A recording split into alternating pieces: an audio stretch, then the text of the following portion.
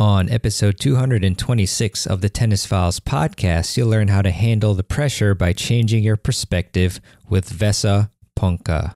Hey there, welcome to the show. And today I'm excited to present my interview with Vesa Ponkka to you today. And Vesa is the president of the Junior Tennis Champion Center, home to Frances Tiafoe, Denis Kudla, and numerous other elite players. JTCC is located in College Park, Maryland, and I've played there a bunch. And as you all probably know, Maryland is my home state, so I really enjoyed speaking to a local here. And as JTCC's president, Vesa directs long-term strategic planning, project implementation, and identification of new partners for JTCC. He also manages and mentors staff members and ensures the quality of JTCC programming, which is top-notch. Vesa was selected as the 2011 USOC National Developmental Coach of the Year and has trained top junior players in the US and Europe for national NCAA, ITF, and professional competition. And his students have predictably won numerous professional and national titles and achieved number one rankings and so forth. And Vesa is certified by the USPTA, PTR, and USTA High Performance. So on the show today, we talk about the holistic pathway of development, the importance of having a healthy perspective, a positive versus negative pressure, and which types of pressures you can actually deal with, as well as some really cool insights on Frances Tiafoe and Denis Kudla and their time training at JTCC. I remember actually being able to interview both of them at the same time at the City Open after one of their doubles matches, which was definitely a highlight for me. And it was cool to talk about them again, and really cool to talk with Vesa, as I've mentioned a couple times on the show, that he really pushed me very hard when I took a lesson with him one time as a junior. I'll never forget that one. So I knew that right away at that time that he was a very high-level coach for sure. So and he's proven it throughout the years. So with that, I'm going to push us to the interview with Vesa, which I'm sure you're all waiting to listen to. So with that, here's my interview with Coach Vesa Ponkka. Hey everybody, welcome to this episode of the Tennis Files podcast, and it's really an honor and a pleasure to have on Vesa Ponkka on the podcast. He's a fantastic coach, and he is top notch, teaching a lot of the greatest players in the country at the Junior Tennis Champion Center in College Park, Maryland, which is a great facility that I've played at many times. And Vesa, it's really great to have you on the show. Oh, thank you very much. And I believe this is my second time, and the first time was great. So I'm looking forward to this this time.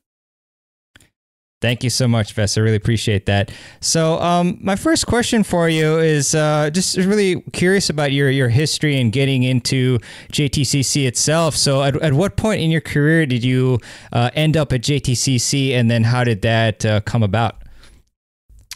It's a great story. I did the normal thing. I grew up in Finland. I did all the sports, but I just absolutely loved tennis, and I had a good junior career in Finland. Then tried to play pro. Never made a big money. So when I was 22, 23 years old, I decided that hey, I have to get an education. Went to the University of Tennessee at Martin, got my undergraduate and MBA from there, and played college tennis. And then after that, moved to Washington, D.C. and kind of created a student athlete, actually one of the first ones in late 80s and early 90s that, student athlete scholarship service for European athletes. So we were responsible for about 750 European student athletes coming to the scholarships here to USA in all sports. And I was doing a lot of coaching on the side, and that started to take more and more of my time, and I started to notice that I'm actually pretty decent doing it, and so did a lot of junior coaching and had some success there and here. And then Mr. Brody, who is the founder of JTCC, just called me out of the blue and told him about his plans for JTCC. That was 1999, 22 years ago. And such was his strong personality, and that I was totally sold after 3 minutes of his presentation. And I left a great job at Congressional Country Club. And the funny thing is that, like I said, it was the first time of me meeting Mr. Brody, and there was nothing other than the plans. There was nothing more than that. And my wife was 9 months pregnant with my second daughter. My first, newborn was 4 years old.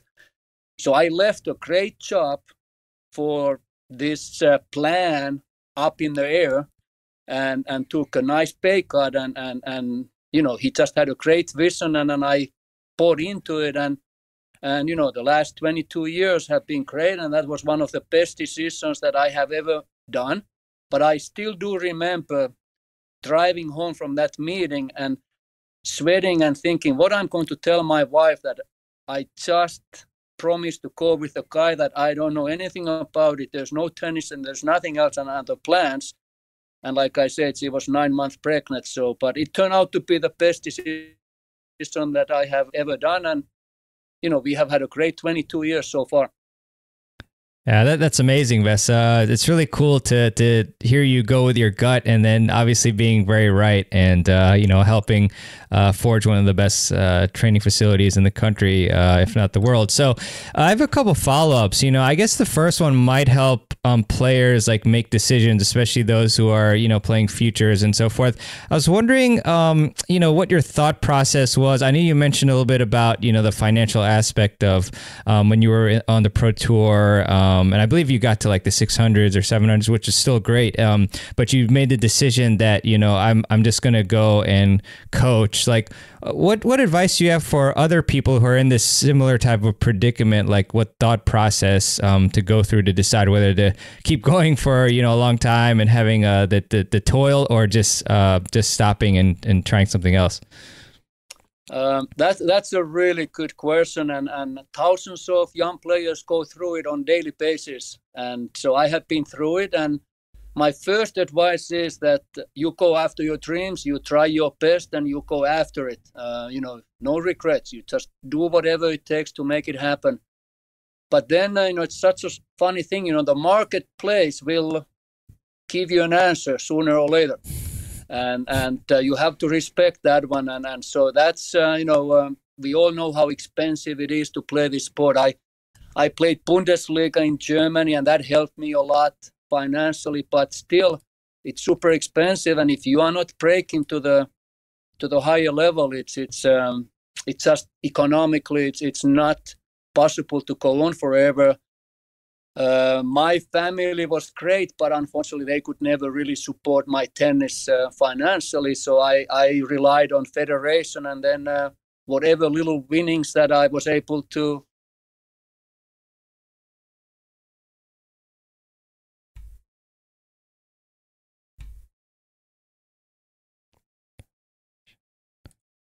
Federation.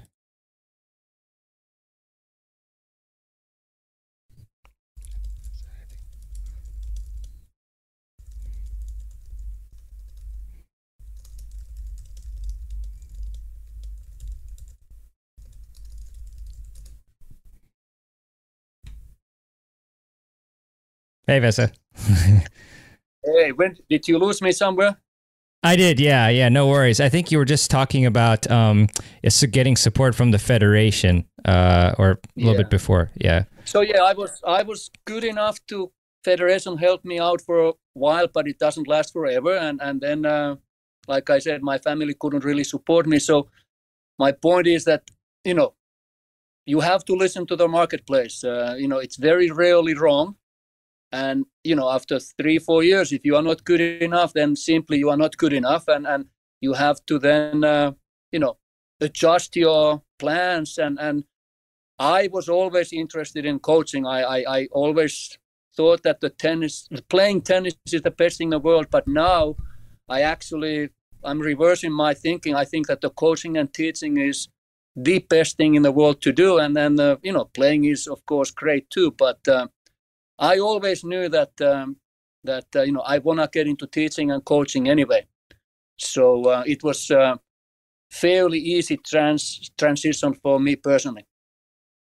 Gotcha, Vesa. Thanks for that advice. And I was also curious, as another follow-up, for what convinced you to go to JTCC? Because obviously, clearly, a lot of powerful messages that were being given to you to convince you to go. Especially to leave for a pay cut. I mean, that's tough.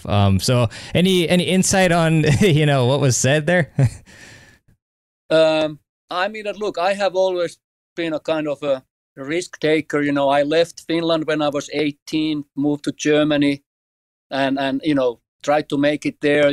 Playing professional tennis, and then came to this country with the 2 tennis bags. To start college. And so I have never been afraid of kind of taking chances, and I have to thank my family to, bringing me up that way. And just when Mr. Brody approached me, it was just something that my gut was telling me that this is something really unique. Honestly, I wasn't enjoying so much the country club setting. My mind was always in the competitive part of the game, and I just followed my gut in a sense, and I encourage everybody to, take some chances. Nothing bad will happen, just take some chances.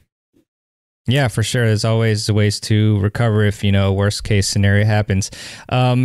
So I'm familiar with a lot of different players from JTCC. I played same tournaments as Philip Simmons and Treat Huey and Billy Mertz and all those players. But I was curious, who were some of the first really high level players that you worked with when you began at JTCC or a little bit afterwards?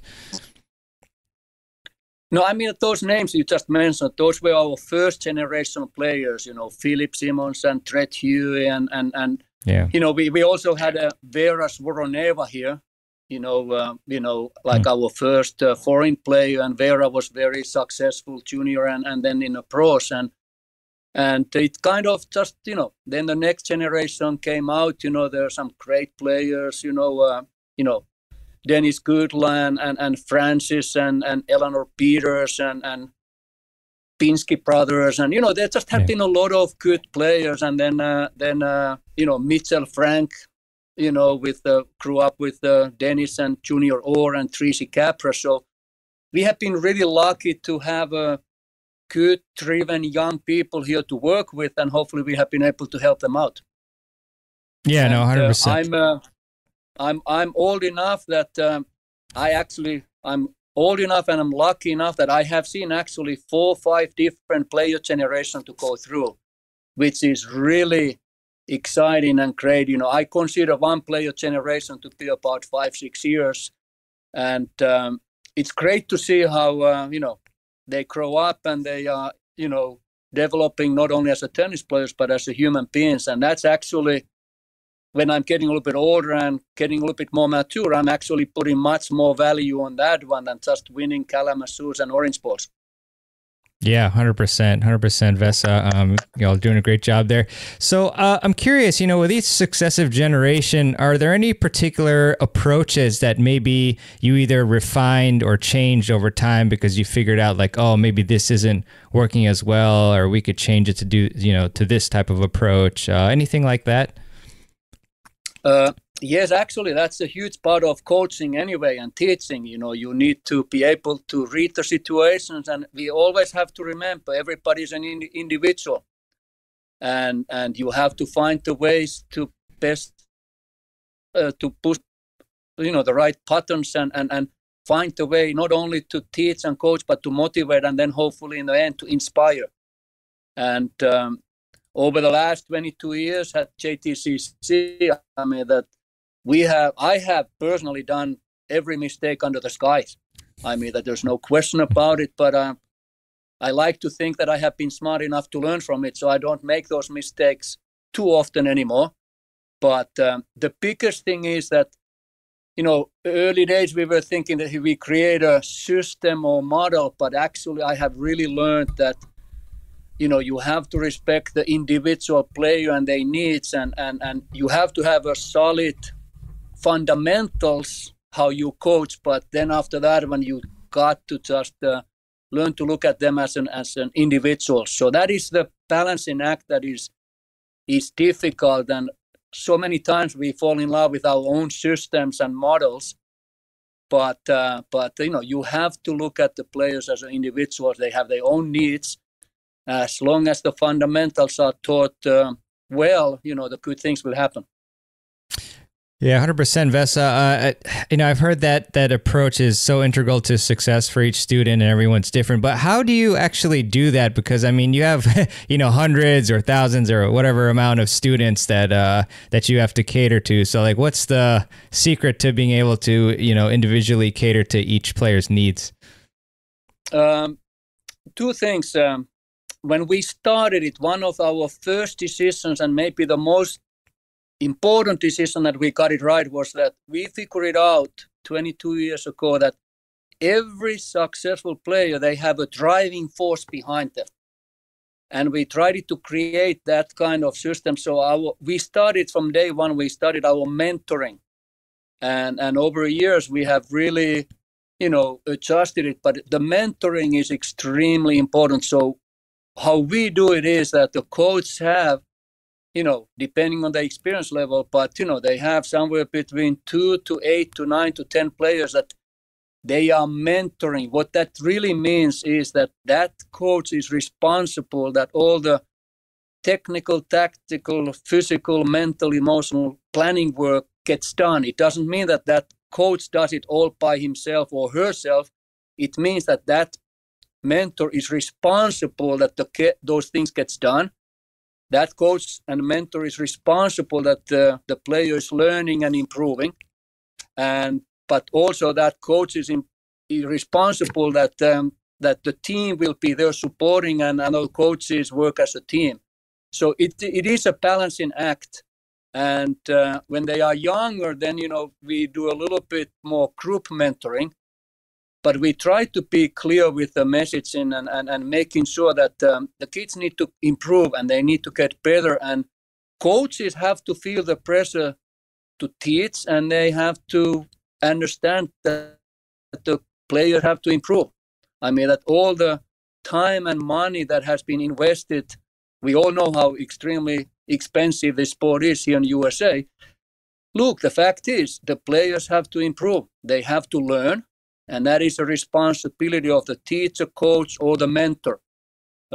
Like you said, it cannot be done by one person. So that's why the teamwork is really important, that in our culture here, that the coaches are using our coaching team to address the needs of those individual players. And it's not easy. It will take a long time to learn to do it.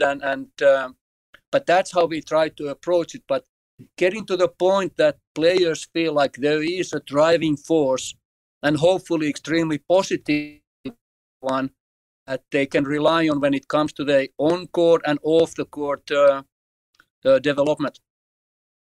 Thanks, Vesa. And what are some of these, or some examples of these driving forces that your players tend to have? I'm curious if maybe, some of our audience can, kind of realize some of these, one of these or more that they might have, and then that will help them, play better.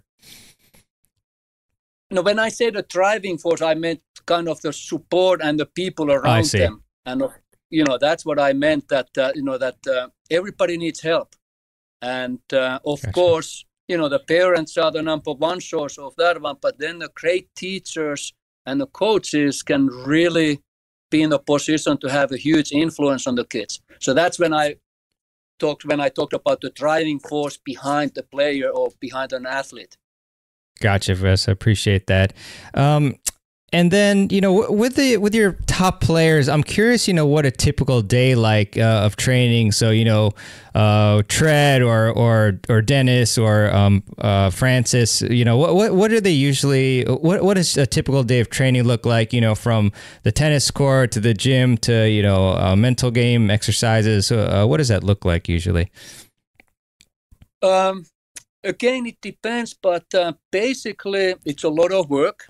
So let's take an example somebody like Denis, who was very driven, was very willing to do all the work that was asked. So, he was very independent. So let's say that he started with us when he was 12 years old as a full-time student, meaning that he practiced twice a day. He came here when he was 8 years old, and then he practiced once a day. But I give you an example of the full day load for him. He took a metro from home, from Virginia to here. His parents wanted him to be independent, so they didn't drive him here. So he took a metro when he was 12 years old. He fixed his own lunch.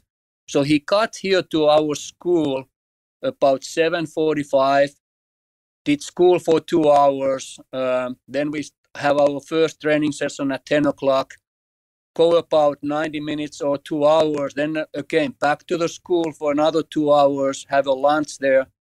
And then back on the court again around 2 o'clock, hopefully play points and matches and couple of hours match play, and then do the fitness. So his day was over around 5 o'clock. And then he jumped back on the metro and got home. So it is extremely demanding schedule. It's really long day. And then he gets home, and then he has to still do the homework and everything. So it takes a lot of dedication. And, you have to be extremely driven to go through the schedule. And then weekends, a lot of tournaments. So, the commitment level is it's needed to be really high. And, that's how the rest of the world is working. I mean, we have to understand that the rest of the world is working super hard. And we all know that this is a game of repetitions. You have to see the ball a lot. So you have to spend a lot of time on the tennis court, and hopefully you are working hard, but more importantly, you are working the very smart way. But it is a huge commitment to try to be a professional tennis player, or even to become a great college player. So a lot of hard work. I want to make a point that this absolutely can also be done, in the early years by going to the normal school. There's no question about it.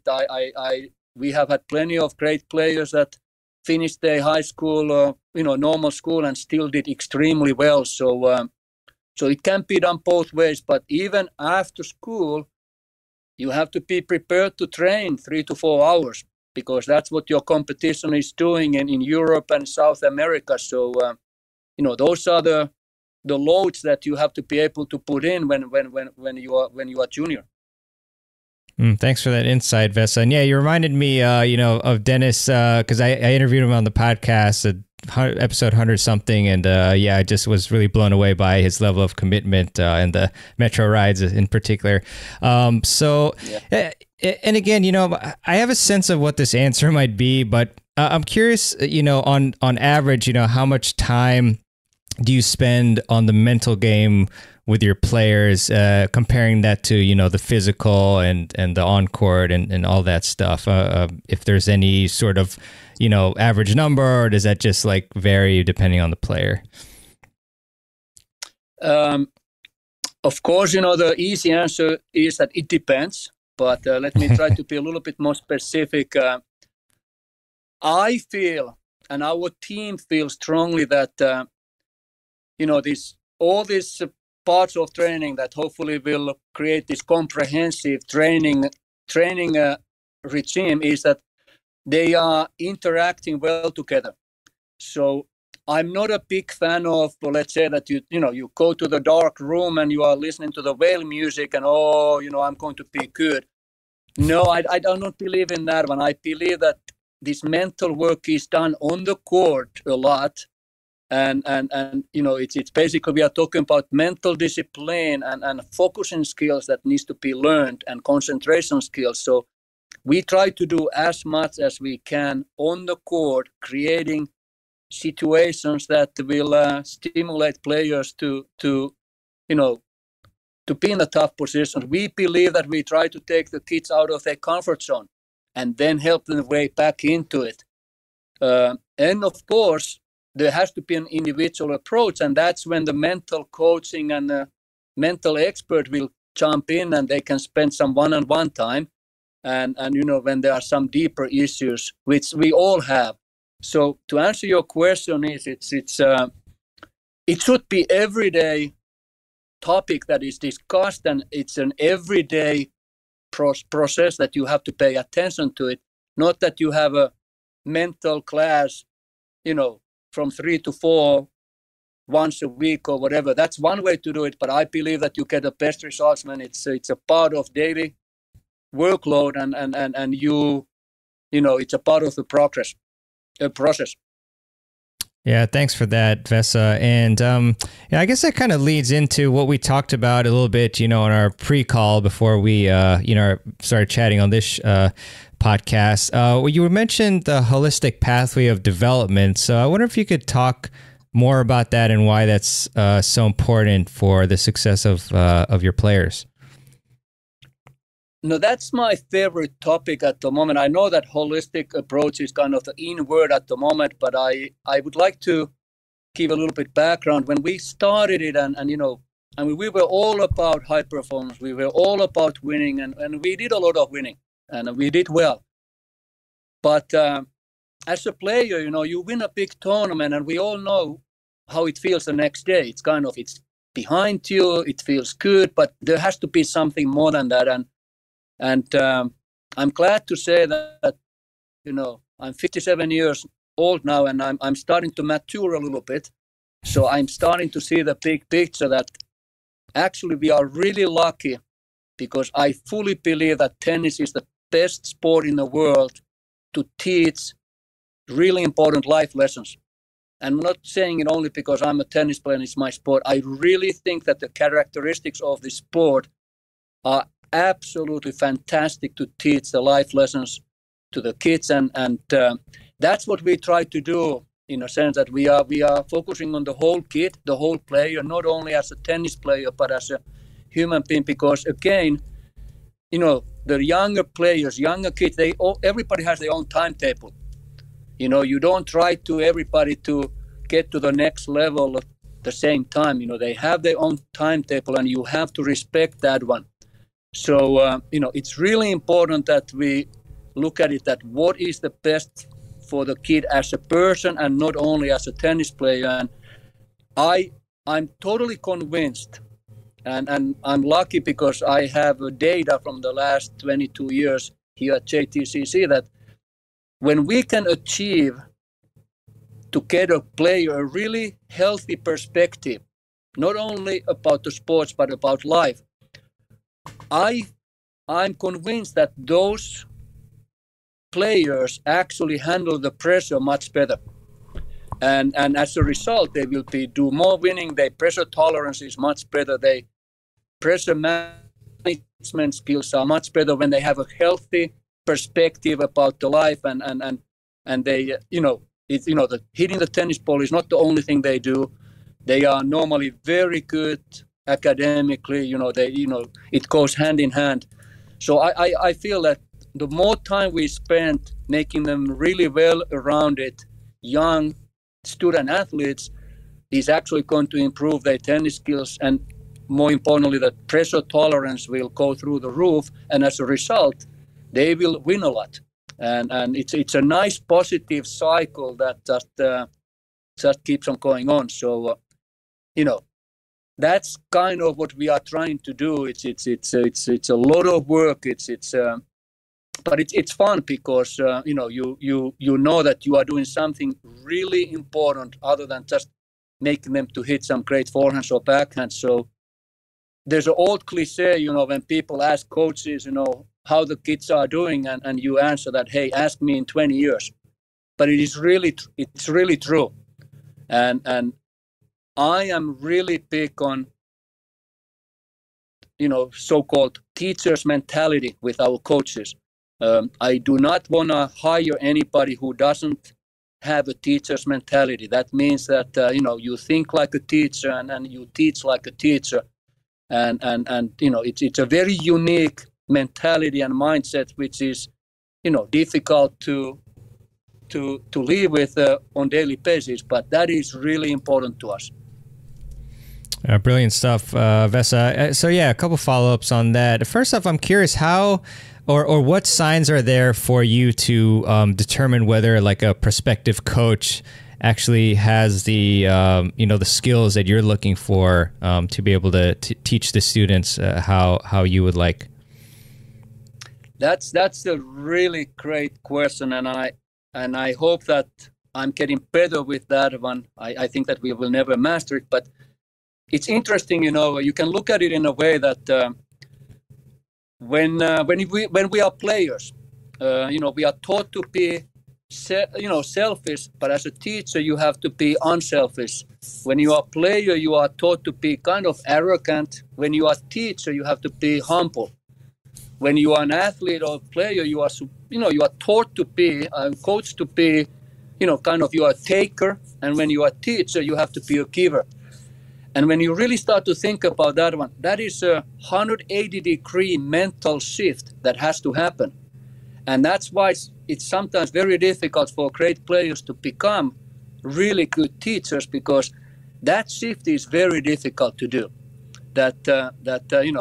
Talking about, making it from being a taker, and then suddenly you have to be a giver. And it sounds simple, but it's difficult. So I always look at that if the coach has potential to give back, and if they have a give back mentality, and are they thinking what is the best for the kid, and instead of best for the ego or for themselves or anything like that. So I don't have a scientific model. I trust my gut feeling a lot. I try to talk to the coach and the teacher a lot, and just get a feeling that if they have a ability to give back, and it's a process. It doesn't happen overnight, but I believe that ability to learn to give back and see the value on it, that's a must if and when you want to be a great teacher.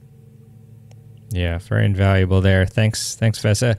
And then about the healthy perspectives, I'm wondering if you could give us insight as well on, how you go about, teaching this to your students, or maybe like what are the most important elements of having a healthy perspective.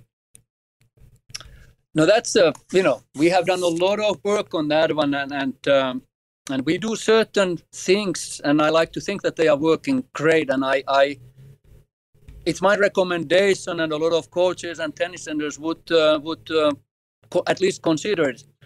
My point is that it's important for young tennis players to see different kind of tennis players, different kind of situations that players are facing. I give an example.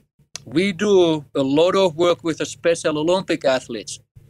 We do a lot of work with Paralympic athletes, wheelchair athletes, veterans, and the purpose of that one is that young tennis players learn to see that, hey, there are all kind of tennis players around. We all have different challenges, and when it's hopefully daily and weekly happening, that you can, it changes your perspective, it changes your way of thinking, and it hopefully becomes part of you. And that has been a really big part what we have done in us. And I believe that you create that give back mentality, but more importantly, you start to understand that, hey, there are all kind of players around, all kind of situations, and you really start to to understand that it's not the most important thing to smack the forehand as hard as you can. You need to learn how to behave, and you need to learn how to show respect not only to the game but your opponent. And it has so many positives involved when you get that perspective moving to the right direction. So just in practical terms, we try to make sure that our players are spending a lot of time with all kind of different tennis players. And I think that over the time, it's really going to show that we can actually have an impact on the perspective of the young student athletes.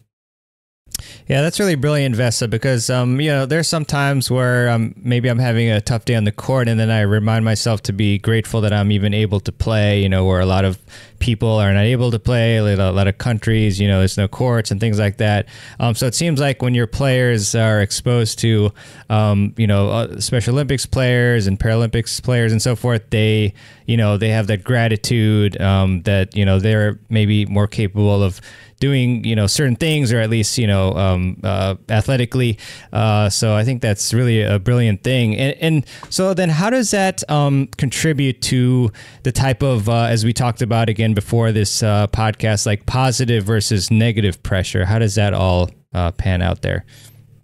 No, that's a great question. So, I'm a simple guy, and I look at things in a simple way. I feel there's internal pressure and there's external pressure. Unfortunately, we cannot do too much about external pressure, but we can do a lot of things about internal pressure, and that's when you learn to see that there are different situations, and that's when your perspective gets broader and better, and you start to understand life and different situations better. I strongly believe that this internal pressure decreases, or it becomes kind of the positive. It becomes that driving force or motivational pressure, which is always helpful. And, unfortunately, if that perspective is not right, then, our players are dealing with really negative internal pressure, and they are dealing with then additional negative external pressure, and that's it's very difficult to be successful in that kind of cycle, and unfortunately it's happening all the time. So if we can lessen the internal pressure and turn it into something positive, I strongly believe that the stress management skills and the pressure tolerance skills will just skyrocket, and not only results on the tennis courts will get better, but it's that life lessons that you can handle, almost everything. And so that's how I look at it, that, there are things that you can control and then things that you cannot. And external pressure is tough. It's always going to be there. But you have to have a strong perspective to be able to handle it. And that means that your internal pressure hopefully turns to be something positive. Gotcha, Vesa. And can you just give us an example, just for clarity's sake, of like a positive internal pressure versus a negative internal pressure? Sure. It's just like you actually mentioned it. It's an old cliche, but we always think as an athlete that, we have the hardest and we are unlucky and this is not fair. And that's very normal. But, if you have lived through the experiences and seen other people to struggle with different kind of challenges and overcoming it, it gives you that confidence and knowledge. You know what? My situation is fine, and it's not as bad as I think. And that gives you energy and confidence to move forward and tackle these external pressures. So that's what I mean, that, there are always, as we all know, there's always better players than we are somewhere, but there's also always people who have it much harder than we do. And that can hopefully put things into the perspective.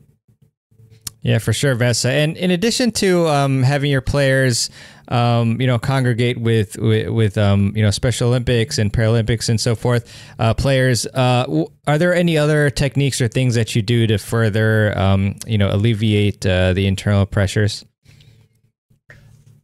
You mentioned those, groups, but we also, just the normal, we do a lot of outreach, community outreach. Our players, you cannot train here if you don't give back. So you have to go out to the community and you have to give back. And so we are kind of systematically working on that one. And so all these things combined, I feel like they can have an positive impact on, the amount of internal pressure and then how you deal with that one.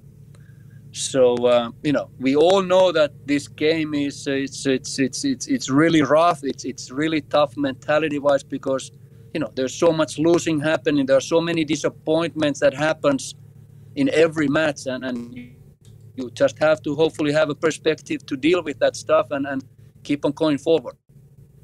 Definitely, Vesa. And is there a case study you can mention for us, particular player that, maybe had a lot more negative internal pressure that you all worked on, and then, it helped their game a lot more as a result of that? Yeah, I mean that in different degrees, it's funny thing. It's with every player, it's with every player, but the funny thing is that if we just want to use the names that we kind of all the people know, Franceses and Denises and Robins, they all have learned to see through the life experiences that, hey, it's a privilege to play this game, and by accident or by hopefully systematic efforts, they learn to put things into the perspective. We all see how Francis is, on the court. He simply loves the game, and he knows that it's a privilege to play the game, and I'm so happy for him now that it's really starting to show, and he's now connecting with the crowds and everything. But he has always been the kid who just simply loved the game, and that put things into the perspective. Other one is that, again, is we have a couple of guys like Mitchell Frank and Denis Kudla. One went to the pro route and one went to the college route. They both became extremely successful. And, when they were teenagers, they help each other in a sense to understand the perspective and understand that what you do on the court is important, but it is not the most important thing in the world. And I'm so proud of these guys because they are fantastic human beings at the moment. And I like to think that the tennis has a lot to do with that one. It really teaches you to be humble and understand that there's a much bigger picture out there. Then somebody like Robin Montgomery is a great example. She actually started with our outreach program when she was 5-6 years old. And then from there, she was identified to come and train. And I'm so proud of her in a sense that when she was 11 and 12, she was systematically giving back. She was on those sites back and teaching some other underprivileged kids and teaching and motivating. And she keeps on doing that one. So there's other example of somebody who just, has a healthy perspective nowadays how to compete and knows that, there are bigger pictures than just hitting the tennis ball. And like I said, these are just examples of names that everybody knows. I'm really proud of the fact that, there are tons of players who are playing college now, but they have these skills now, and I know for the fact that they are going to be successful whatever they do in their lives. So I just highlighted those few because it just, you can see it on every day or every week on Tennis Channel.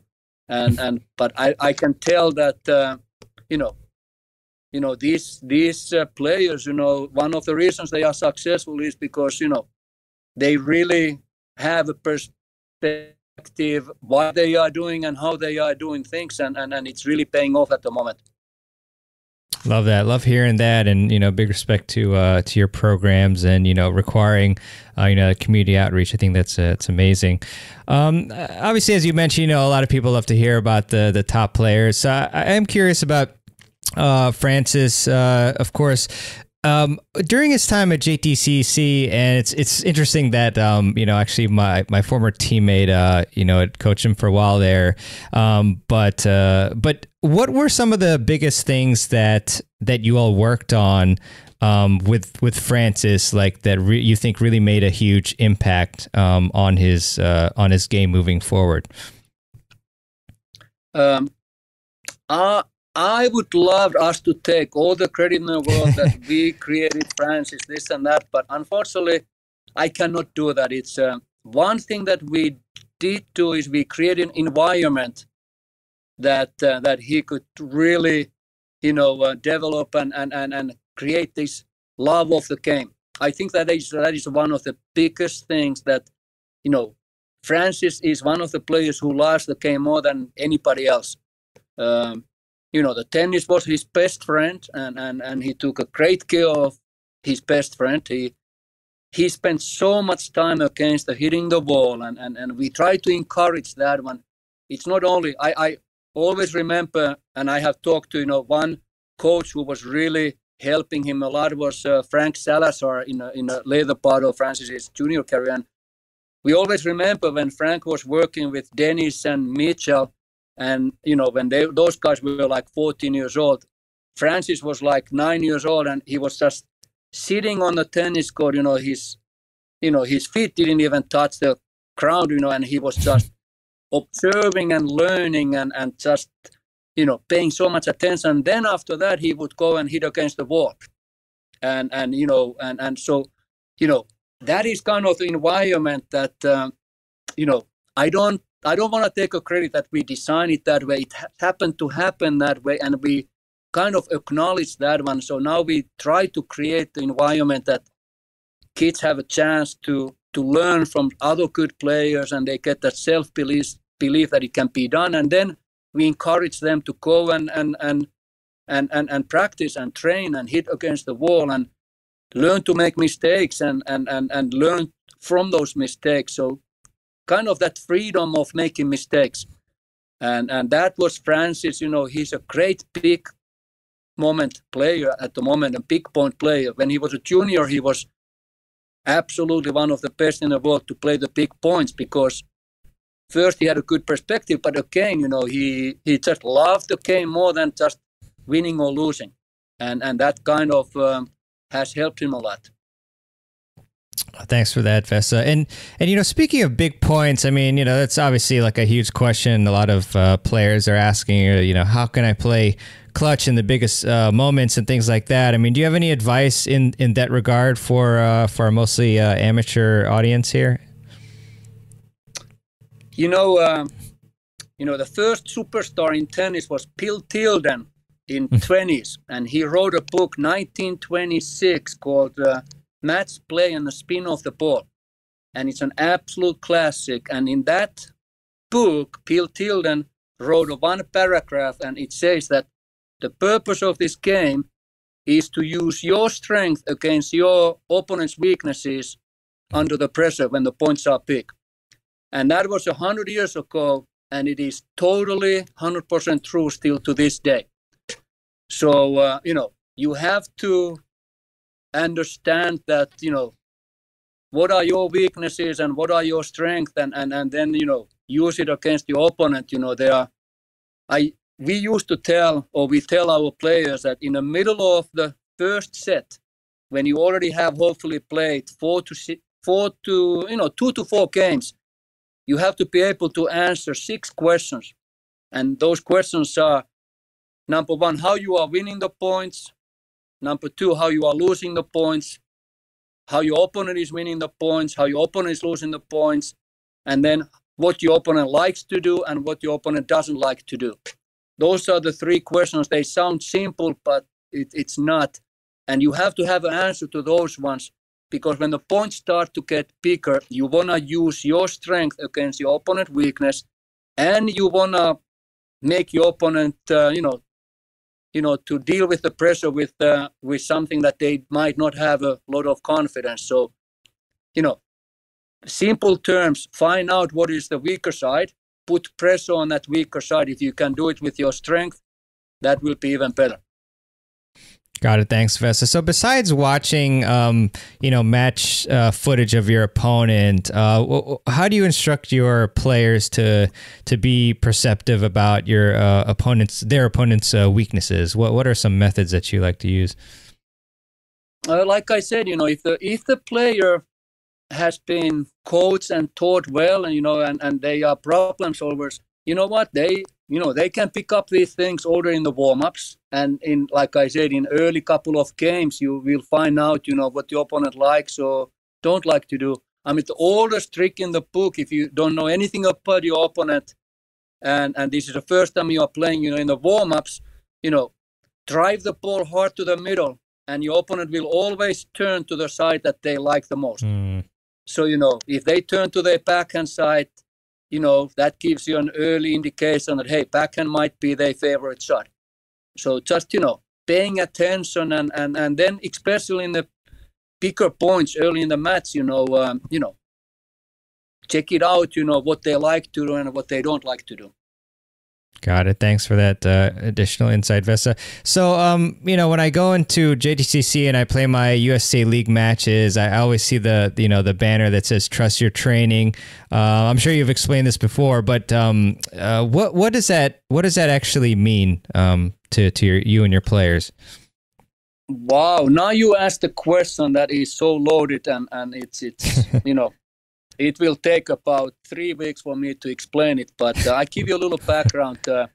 In early days, we tried to create our philosophy, and we had these manuals and, hundreds of pages of our coaching philosophy and systems. And now when I look back, we did it to show everybody how much we think that we know. And I have learned over the years that you simplify things, and that's when you have a best chance to really understand it and use them. So I'm happy to say that our coaching philosophy is now 3 words. That is, trust your training. What it really means is that the player has to have a certain confidence level that the work that he or she is doing is done mostly the right way, is helping her, because we all know that in those big points, in serving for the match in the third set, it all comes to do you trust your skills? Do you trust your game? Do you trust your training? And so it's a really loaded question or loaded concept, and the mentoring comes into the place. The team with the coach, player, and the parents. That's super important. The key word here is the trust. The player has to trust the training. The coaches have to trust the player for their effort and commitment, and then the parents have to trust the good intentions and the expertise of the coaches. So, as you can tell, it's a really loaded situation, and it's very difficult to navigate through. But when it works and when it's done right, that's when you win a lot of tough matches, because you trust what you have done, and that gives you a best chance to serve for the match when you are 6-5 in the Kalamazoo in the quarterfinals. Thanks, Vesa. So, question on that, like, let's say you're in that exact position in Kalamazoo, but let's say you haven't been able to train much. I'm kind of gearing it towards like maybe players who are just coming back after a break or something like that, and they're in a pressure situation. At that point, you can't maybe trust like the most recent training, because maybe you haven't been training much or things like that. So, what do you go to in those situations? Like, I guess, what advice would you give players like who maybe, they haven't been training as much, but they still want to be able to play well in the tough situation, or is that just not really possible? Hopefully that question made some sense. It can be done, but it takes us to the really important part of any kind of training or any kind of skills or any kind of sport, and that is, how strong are your fundamentals? And so hopefully your fundamentals have been done well in the past. So, if you are a little sick or you have been injured or whatever, the fundamentals don't go away. And that's what I mean about trusting your training. If you have trained to have a solid fundamentals, and you can trust that one. So even if you are, trusting and confidence, they don't always go in a hand in hand. So if you can trust in all the work that you have done over the years, even if you're a little bit low in the confidence at that moment, you learn to trust your fundamentals, and that gives you a fighting chance to hopefully to prevail. So I would urge every tennis player to work as much as you can to make your fundamental skills as solid as possible. And then, even if you have had some injuries or some breaks, trust your fundamentals, and that gives you a chance to be successful. Thanks, Vesa. So this could be another loaded question for you, but very broad, I think. But what do you consider the fundamentals? If you were to say, hey, player X, like you need to work on the fundamentals, like what would you kind of expand then to describe that? Yeah, Lars, you are asking some really loaded questions today. I appreciate it. So there are traditional fundamentals and then non-traditional fundamentals, and I think that every team has to kind of decide what those non-traditional fundamentals are. The easy answer for the traditional fundamentals is a solid technical skills, solid footwork patterns, and you know how to support your stroke with your feet and your movement. And then, of course, when it comes to playing the points, the solid fundamentals is that you have your 2 or 3 favorite patterns that you can run under the pressure. You have your routines, that can help you to handle the pressure. So we all know those ones, and it's a lot of work to get them right. But then there are those non-traditional fundamentals, which makes it really tricky. But that's, that X factor. That is that creating the mindset, freedom to miss, creating the mindset of running every ball down, it's that commitment level to compete the right way. And all those things can also be taught over the long period of time and they will make a huge difference. Just, understanding the value of consistent work, whatever it is, if you are working technical skills or footwork, but understanding that it's a lot of work and it's a consistent work that counts. So those are those intangibles that can be called a non-traditional fundamentals, but they are extremely, extremely important. And that's when that perspective comes to the play a little bit, that how do you tolerate the pressure and everything. So that's why coaching and teaching is so fascinating and so great, in a sense that, you are dealing with these kind of things on a daily basis, and it challenges not only the player, but it challenges the teacher and the coach.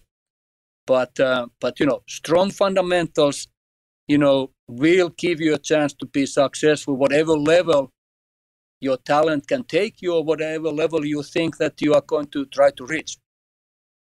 Thanks, Vesa. That's super helpful. And one of those fundamentals that you mentioned was routines to deal with pressure. And you, of course, have a pretty big sample size with all the players you've had at JTCC. So are there any commonalities in these routines that maybe you could share, one or a few that maybe our audience could try for themselves? We actually, we all see it on when we look at the best players in the world. It's all there in front of our eyes. Maybe I can help a little bit to explain what it really means. So we see the players, playing with their strings. They are not worried about if the strings are straight or not. They are actually doing that one because they are focusing their eyes. So, this is it's a trick to focus your eyes. So first you focus your eyes, and then you can focus your mind. I mean, you never see a top player, playing with their strings and then looking around all the time. That would be funny. But it's always the eyes are on the strings, and it's a technique to learn how to focus. And first body part that you have to focus is your eyes, so you can focus your mind. So that's an example of that one. The breathing is huge. I mean, that learning how to breathe and control your breathing. You look at the top players, they are masters of it. They do it so well. And that's one of the biggest things that I think that any level of player will right away improve their game when they learn how to breathe, because it calms your mind and it calms your nerves, and it just, feels good when you do it. It sounds easy, but it's difficult to do, when your mind is racing and you are kind of under the pressure. So breathing is absolutely, super important skill. No, and your goal is kind of create this. We have a term here at JTC. We try to achieve calm intensity under the pressure, and it's really loaded thing. You want to have this calm intensity. That means that you are thinking clearly. Hopefully, not a lot of things, but you are thinking clearly. You trust your skills, and then you are relaxed enough to have intensity, whatever is it, hitting the tennis ball or you're moving. So it's just sometimes it helps with the kids, that hey, you try to have a calm intensity on the court, and it's something that everybody can work on. Yeah, that's great. And the calm intensity reminded me of a match I had at JTCC last week. You might laugh at what I'm going to say, but I had a mixed doubles match, and actually it was against You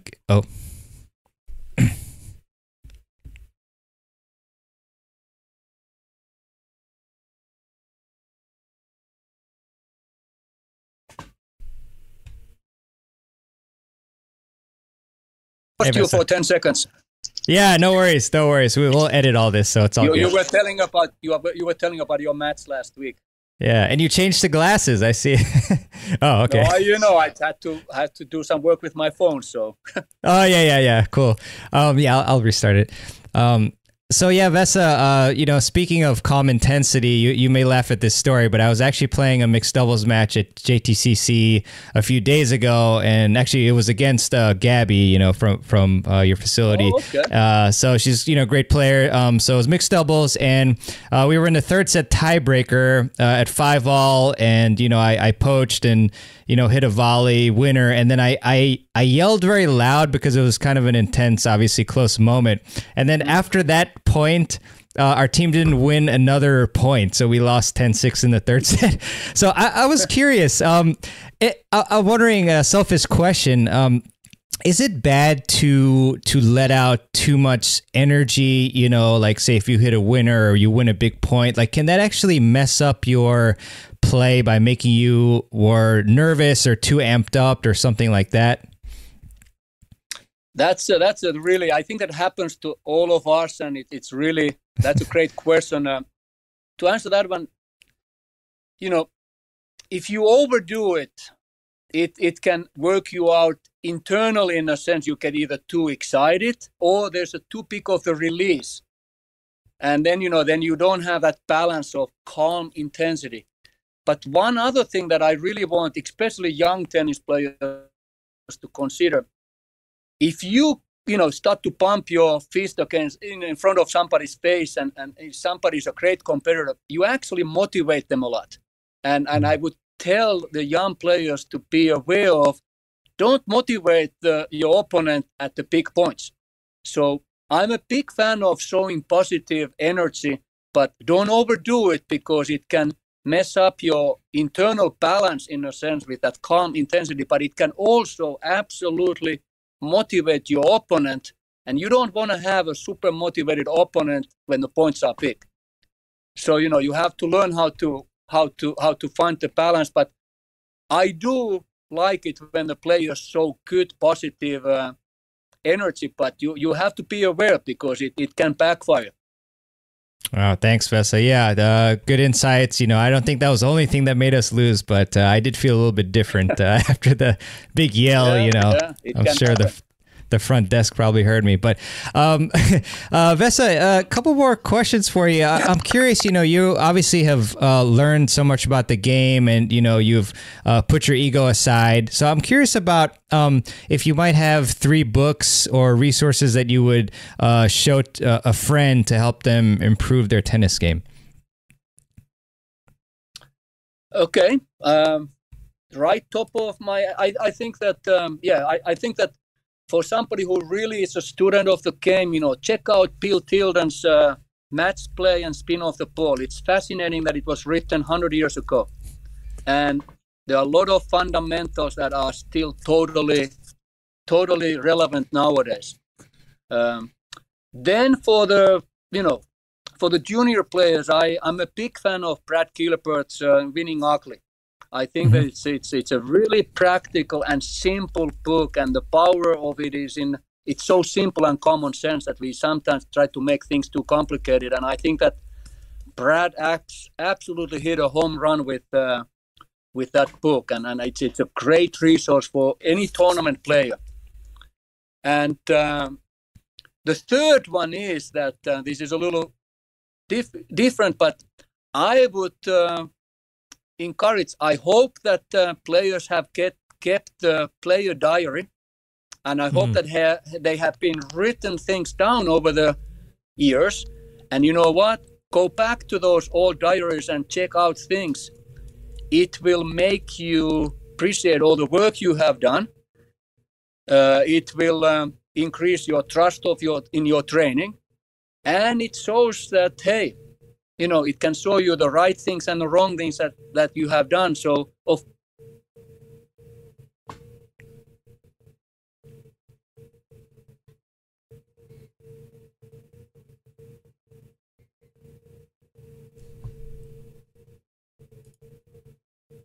the three books that I think that will be interesting to read and check out, and it will help you. Awesome. Thanks, Vesa. Those are great recommendations. And yeah, the player diary is something that I think players should give it a try, at least, a few weeks and see how it goes. Awesome. And, I also would be remiss if I didn't educate the players, or at least have you educate them about JTCC just in general, what types of programs, because we've been talking about, you and the most elite athletes, JTCC and people. But I mean, obviously you have programs for all sorts of players. I met Jordan over there, who teaches a lot of adult players who are going to feed into our USTA league. So what type of programs do you have, and who can join them? One of our big things, how we see ourselves at the moment, that, tennis for everybody. And so I'm glad to say and announce that we have programs for every level, every type of the player. And just please come and check us out. And take a leap of faith and come a little bit out of your comfort zone. And by no means, we are not anymore just a place for high performance. We are absolutely a place for everybody at the moment. And we just want to grow the game of tennis. It's like I said earlier, I think that it's the greatest game in the world to learn the life skills. And unfortunately, it's not doing great in the USA. Lately, it has been really picking up, which is a great news. But we need to really grow the base of the game and the grassroots, and get as many people on the tennis courts. And it will take everybody to try to talk about it, try to play, try to promote it, and so it's just a great game. And please, everybody, go and hit against the wall, or find the program that you like to play, and just as long as you keep on swinging and hitting the balls, I'm happy. Yeah, definitely. I love that you have that passion to get more players in the game and to retain them. Kind of a somewhat related question. Is JTCC planning to make any pickleball courts? Because I know that's like a big thing. Pickleball is taking the courts, or they're putting lines, and is that something that you have discussed at all over there? First of all, my first reaction was, oh my gosh, I hate that stuff. It's taking tennis players to play something else. But right. You have to take your hat off. I think that the pickleball people who are running it are doing a great job promoting it and doing it. So we are thinking about it. We are going to have some events here, actually, pickleball events, and see how it goes. But my first priority is that I would love to have more and more people playing tennis. But as long as they are moving and there's some kind of racket in your hand and you hit a moving object, I'm happy. So I'm much more tolerant than I was a few years ago, and I have to say that they have done a great job promoting the game. So to answer your question, we will have some events, pickleball events happening here, and we will be seeing if we do something something more than that, but it's in the talks. Gotcha. Thanks, Vesa. Yeah, I have the same trajectory as you as far as the initial reaction and gradual. Yeah. Yeah. So, and also, Vesa. I think that it just. Go ahead. Sorry. I think that I've just been jealous how good job they have done with promoting the game, and I think that we have a lot to learn, and hopefully we learn from them because it's taking off big time. Yeah, 100%, 100%. What is the best place for everybody to go to learn more about JTCC or you or what's the best place that they can check out? I think that nowadays everybody is checking out the website, so just jtcc.org.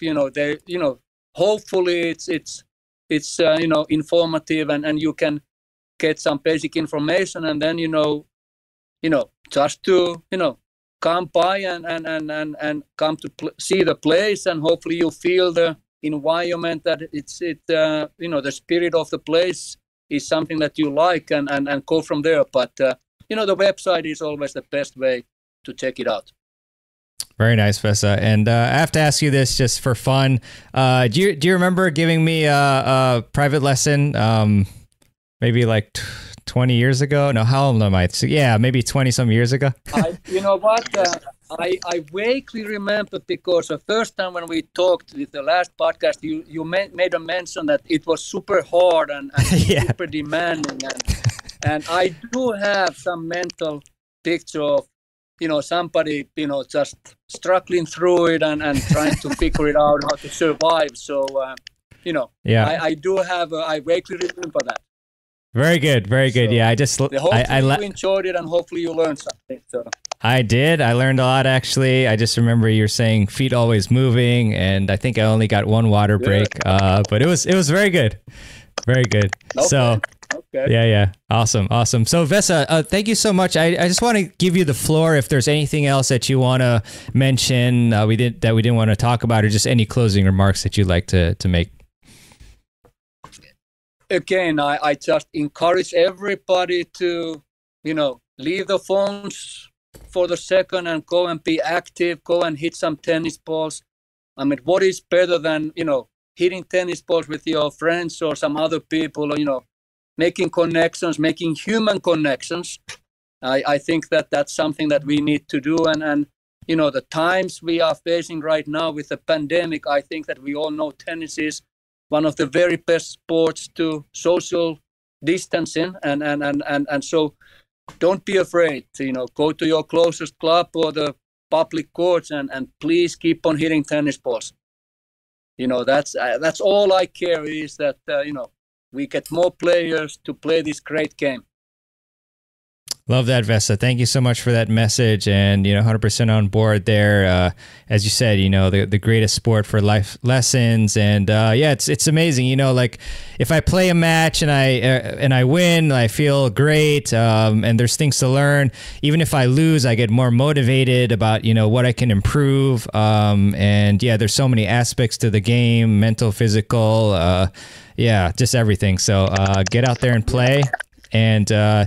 Vesa, thank you so much for coming onto the podcast. Really appreciate your time. I know you're very, very busy. So thanks again, and hope to talk to you again soon.